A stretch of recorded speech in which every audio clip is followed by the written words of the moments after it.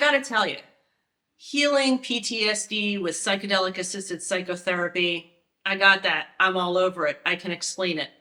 What I didn't expect was a recent curveball, and that was healing emotional flashbacks with MDMA. So let's go ahead. Let's get into it. Hi, everybody. My name is Jill. Welcome back to the Journey Sage. And this is a channel where I usually talk about healing childhood trauma-induced PTSD with psychedelic assisted psychotherapy.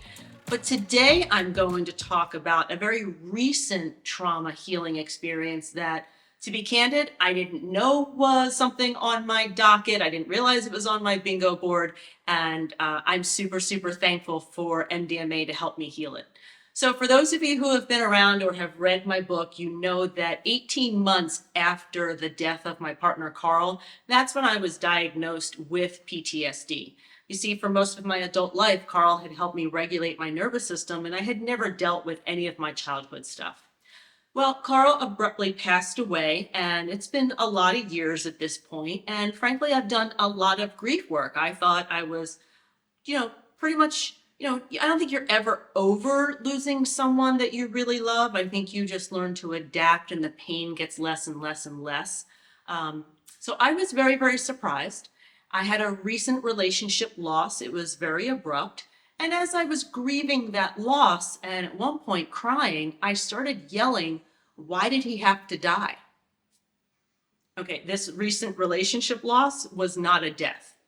And I suddenly realized, uh-oh, I still have something to heal with the death of my partner, Carl. My nervous system became very dysregulated as I started to understand what was going on. And as I dove into the pain, because ultimately it's not fun to do that, but that's the way to get answers, to understand why. I had to understand why my body was reacting the way it was reacting. I was on edge. I felt a panic. I felt an emptiness. I really felt the exact same way I felt the night of and day after Carl's passing.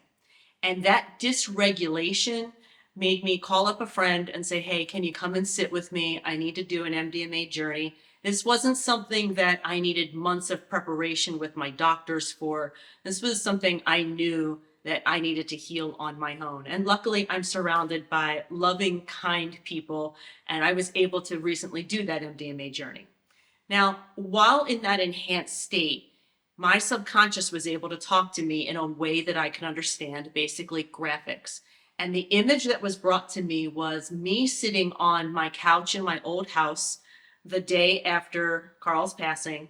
And I was sitting there with a massive hole in my torso. You could literally see through me, like, the cartoon cannonball things, and you can see through the cartoon character. That was me. But the wound had bloody thorns. And so I think the message was pretty clear. I felt empty. I felt like I lost a part of myself. In a lot of ways, I felt that I lost my family. And the thorns represented just the sheer pain of that loss.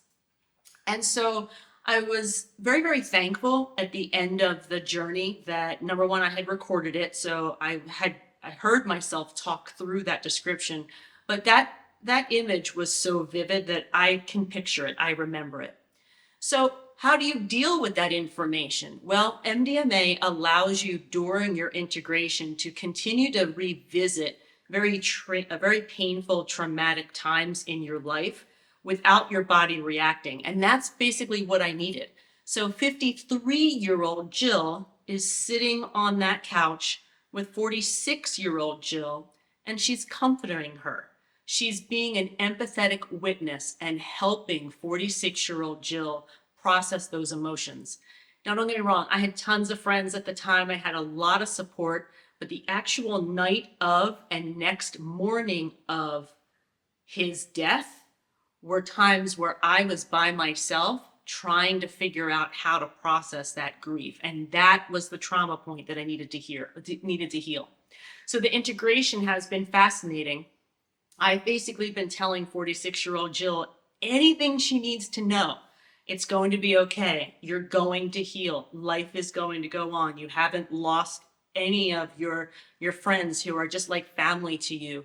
Everything is going to be okay.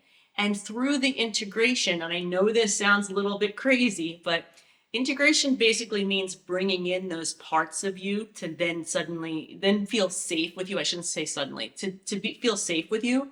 And so 46, and she was always over here, 46-year-old Jill has been kind of melting into me as she has become more comfortable and more comforted by 53-year-old Jill. She's becoming more and more a part of me. She's not going to be an existing trauma point all by herself anymore. MDMA and a dear friend have helped me deal with a trauma point that I didn't know I had to deal with. And if I hadn't had these emotional flashbacks, I never would have dealt with it, and probably always had a sense of loneliness and emptiness about me that honestly, I just kind of thought that's the way life was after losing a partner.